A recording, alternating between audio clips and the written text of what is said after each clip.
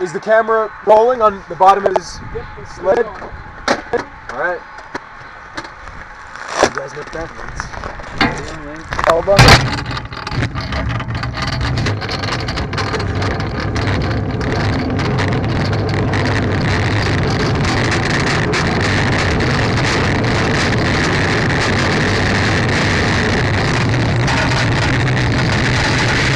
How did it feel? Super stable. I don't know how fast I was going. Like 50? No, like 70. I don't know. So, I mean, how did it feel? We got to turn the cameras off. felt good.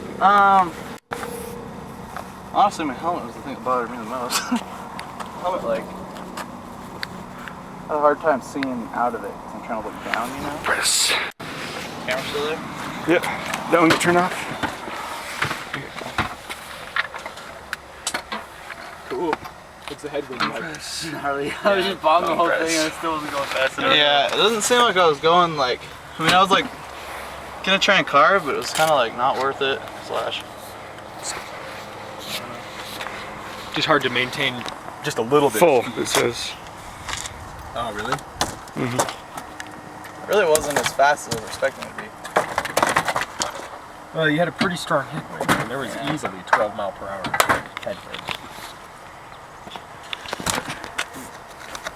Okay, well, what do you think? I mean, do you feel like you'd rather test out what it can do as far as pulling and steeper terrain?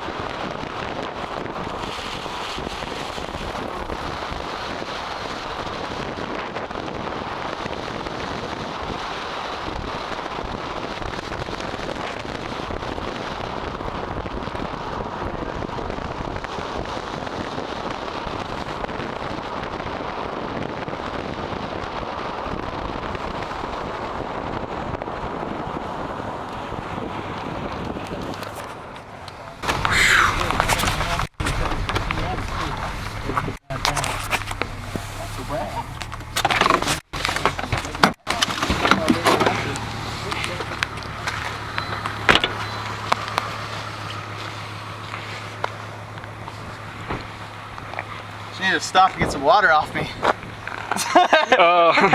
Get soaked. It looked like it was starting to wobble a little bit. That was because I wasn't really paying attention. That was second. Did you notice though? The second I stuck my hands back on the, Yeah. it's leveled right back out. Yeah. Freaking forgot to put my elbow pads on too.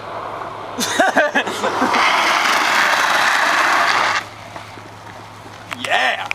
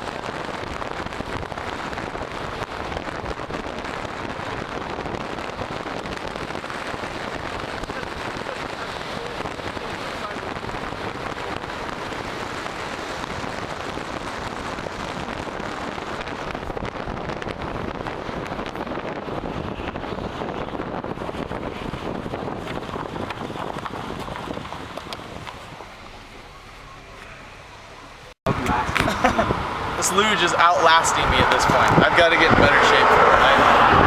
It's amazing. Sweet. It's fast, it handles good, it's solid, and it works well. I don't know what to say about it.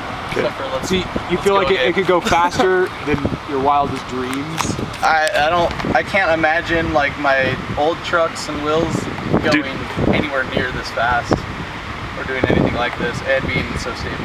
So you're actually able to sit upright while going near top speed so far? Oh yeah. And feel like you're feel totally in control. And be able to transition back and forth between seated and the lane And position. I have to do that to like maintain my own comfort because it just feels like it wants to run tired. away. Yeah, it's wearing me out. I mean, it's so awesome. It's just it's a machine. I want to get some sessions of a corner somewhere. Okay, jump in and I'll take you there. You'll take us there.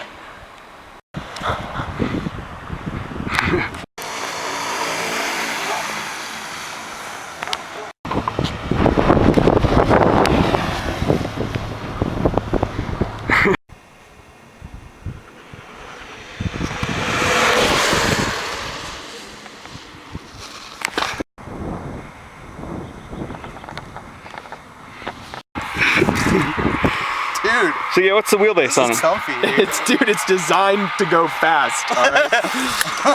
It's designed to go 108 miles per hour.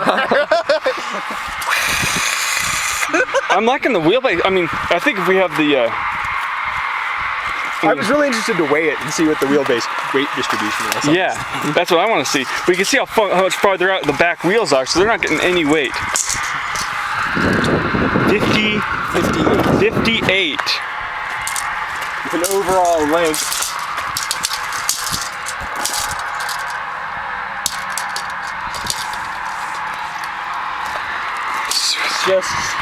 Just over 7 feet. This is a nice Nerf bar here. This is before the rear Nerf bar, I'm guessing. Did you feel the padding? I did not. Yeah. Whoa! Whoa! I know, we're gonna have to get some more of that. Yeah. It's a memory foam. Yeah. He found the guy that can get it. It's expensive though. Cow. I know, he said there's 3 layers in the headrest.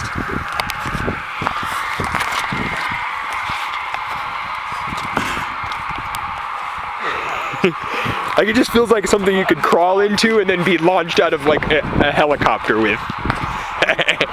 Just the way I land is, it feels like you instantly go in like the rocket position. I told you I the can't even help this like position where I'm just gonna go fast. I guess I have no choice but to go fast.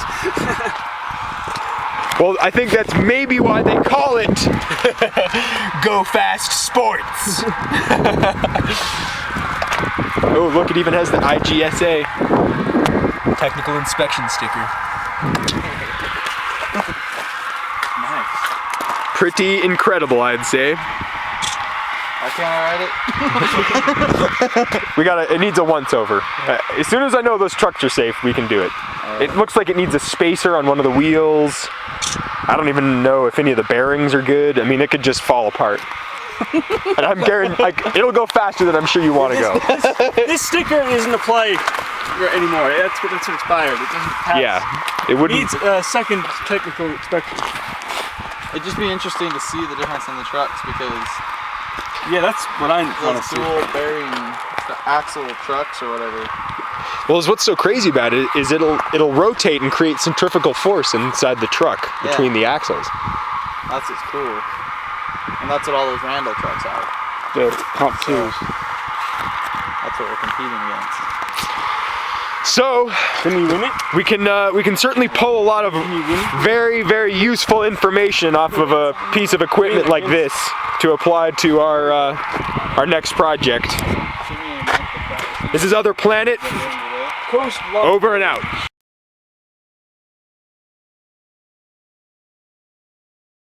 Right.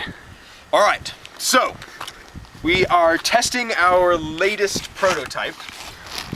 After it's confirmed that our wheelbase and seat pan are in a good spot, we are now testing whether or not it is better to have a street luge that is utilizing more deck tip than previous street luges. On the previous designs, we've noticed Including our own previous design. we've noticed that in order to initiate and maintain a turn, the rider has to remove his center of mass and his torso from the seat pan of the street luge to initiate and hold a corner. And we found that is because there is a very limited amount of deck tip, which means the luge stays flat and the rider has to manipulate his body weight in order to ride out the corner. So, with this, we're testing whether or not we can maintain a more neutral center of mass of the body weight of the rider with the center of mass of the luge, and then do micro steering and then actually engage more deck tip and keep the weight of the rider over the luge from the G-forces going around a corner, as opposed to shifting all your weight out over the pavement. How's that? I think that's it. Yeah. So what's gonna be happening is, as he's leaned at the full angle of the, he's leaning like this, the G-forces, we want him to gravity plus the G-force would be pushing him right into the deck. As opposed to the more traditional method, Where- which is just a little bit of deck tip and then loading my weight way out over the side to try and get it to come around. Yeah, and then also having to compensate for the G-force. In order to stay on the board, you have to lean more. Right, because this thing is not tilting. So this will lean with you as you accommodate for the G-force. So it's more like an ice luge, where you're trying to keep the core of your body as neutral and aerodynamic as possible, and then you're allowing yourself to go up onto the walls of the banked ice luge track in order to go around the corner as fast as possible. So this is functioning and operating more like an ice luge than a traditional street luge. At least that's the idea. At least that's the concept. Yeah. That's why I wear a helmet. All right.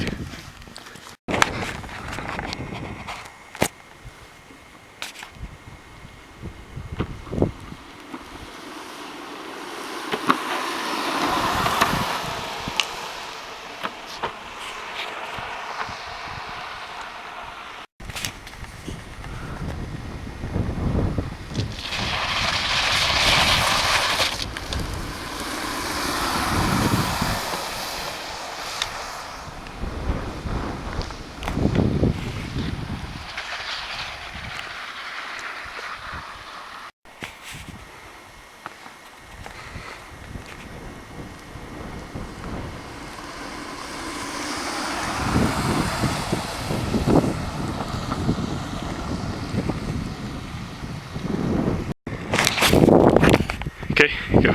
So the biggest issue that it felt like it was suffering from was when I'd get about to the apex of the turn, I couldn't engage just a little bit more to bring it around without bringing my head way out to the inside of the turn to try and re-weight it. I either had to swing an arm out or swing my head out, but I couldn't keep my weight nice and neutral and just slightly change the angle. It's like I wanted to fall back to center too easily. I think for this is I think where we need to play around with the top mount leverage or hammocking. Really? Not the cam profile? Because I feel like it's the cam profile more than anything. Really? You sure it's not? You sure it's not the G-force that's making it happen? Yeah, that's because it honestly is directly associated with the speed that I'm going at. Yeah. As I get going faster, I find it more difficult. Yeah. Which means the pivot axis of the seat pan and the pivot axis of the truck are somewhere unhappy. It's somewhere unhappy. So yeah. So as you ride, keep that in mind and try to figure out if you need to be higher or if you think hammocking would be better. What do you think we're at right now? We are, I think, we're just a tiny bit above. We've got just the tiniest bit of top mount leverage. Oh, really? Yeah. That's kind of what it feels like. Yeah? Like, you know, my plank deck? Yeah? Like, that's the kind of feeling I get. Like, sometimes I just can't, like, get it over far enough to really initiate the turn that I want. That's kind of what it's feeling like. But only when I go a little bit faster. But I'm only getting light-duty travel on this thing. Okay. It almost feels like the flat spot's a little too big again. Really? I don't know. It's Okay. Well, I'll go to the bottom. just weird because I don't have any resistance on it anymore. Yeah. Okay.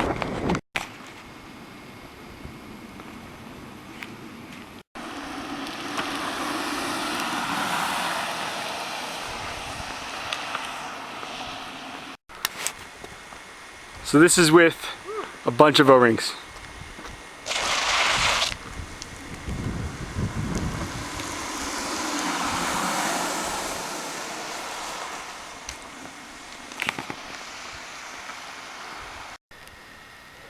Go.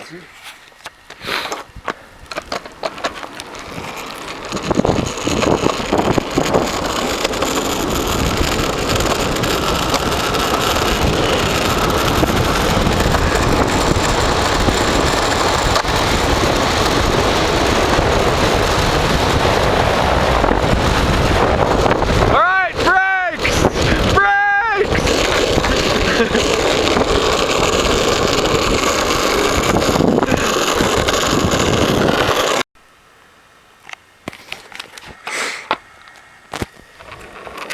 All right, ready, go!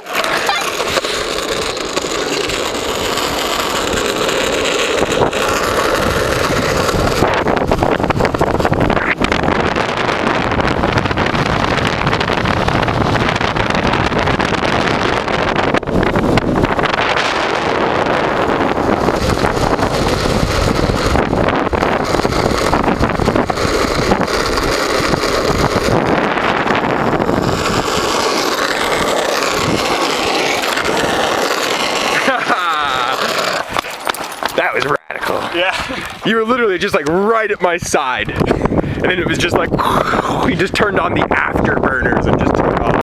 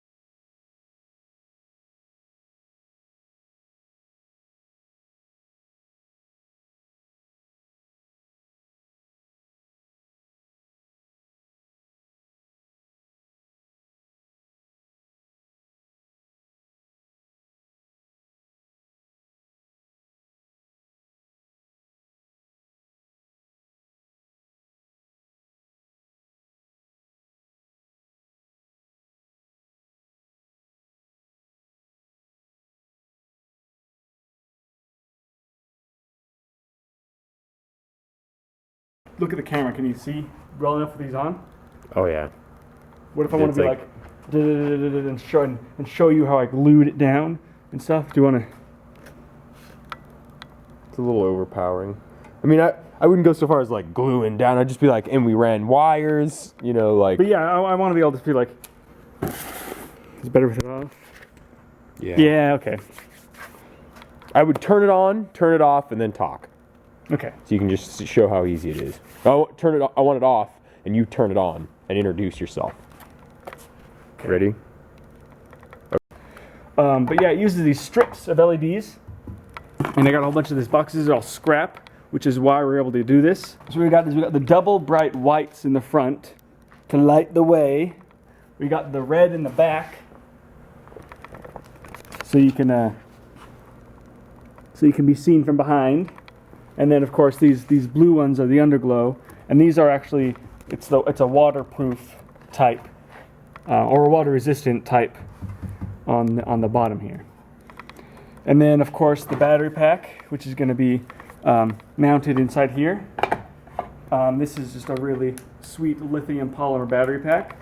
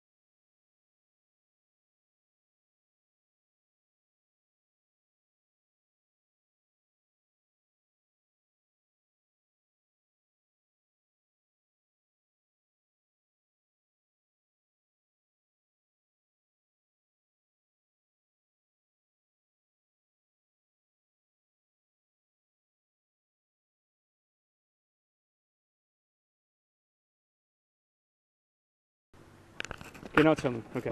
I gotta believe it. You just have to, if you're filming yourself, you just got, it doesn't have as big of a fisheye as the GoPro. That's a very good so you have to thing. hold it a little further back. Dude, I threaded the Oh, that's perfect. I'm gonna be filming these boys most of the time, so I'm just gonna be like, Yeah, dude, there's a all right, let's go, boys. It's filming. Let's go.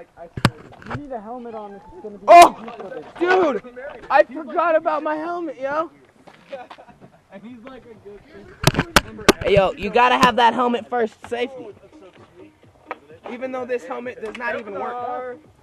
Look at this. What is that? Yeah, like, It's because it's a It's two-part too- base plate, so it needs a reinforcement on top. it's too loose. How do you ride this, George? You just, it stays on your head? Hell yeah. You're a So, dumbass. hey Riley, have you looked at these wheels yet? Rads? Best wheel out there, son. He claims it's the best wheel out there. Fastest wheel out there. I'm gonna try I it can out. prove it. I can prove it. Let's go. Let's Hey, do you this. guys go. I'm gonna catch up to you. Yeah. I'm gonna get multiple footy of the crew.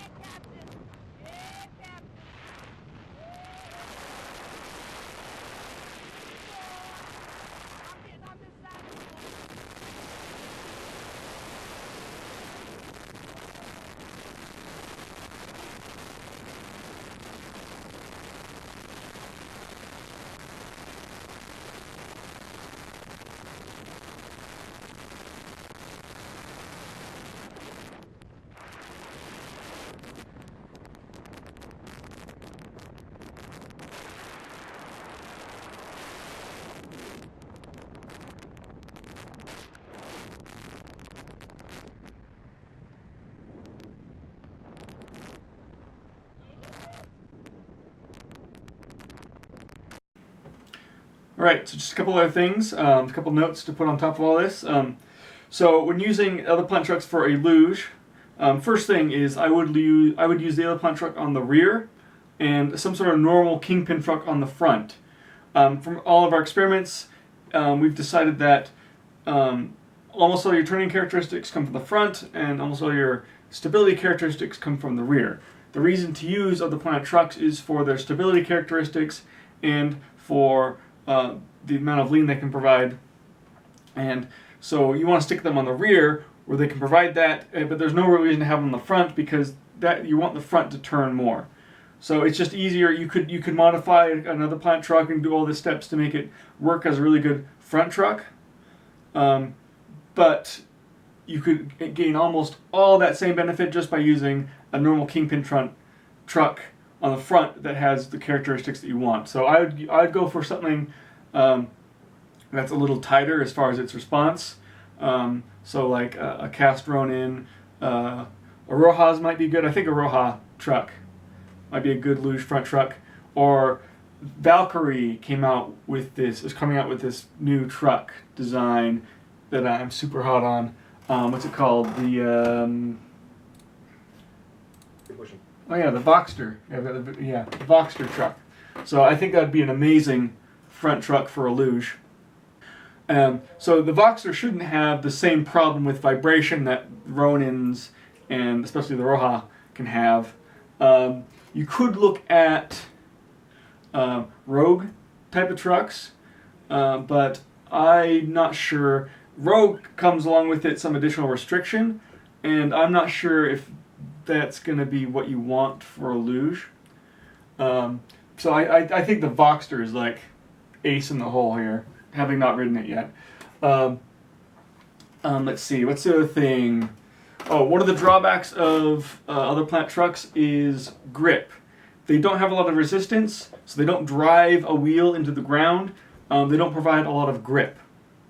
So you definitely want to make sure that to compensate for that, you might want to have your weight bias. So when you set up a luge, you set it up so that, so if you look at our measurements that we were taking and stuff, that was to determine the weight distribution and what percentage of the weight each truck is going to get. And I don't have my notes. I couldn't find all my old notes and all the stuff I got where we were taking the measurements from all those videos and pictures. But I think normally it's something like 60 in the rear, 40 in the front. Because other planets typically don't grip as much, you might want to go a little more rear weight bias, and that can mean putting the rear wheel more directly under and close to the head and shoulders of the rider. There's a limit to how close you can get it up. You can't put it right under the back, so it's like 80, % weight, unless you move the front wheel way far out, the front truck. So there's some limits. I would definitely focus on getting more weight on the rear with another planet than you normally would. Just skew it.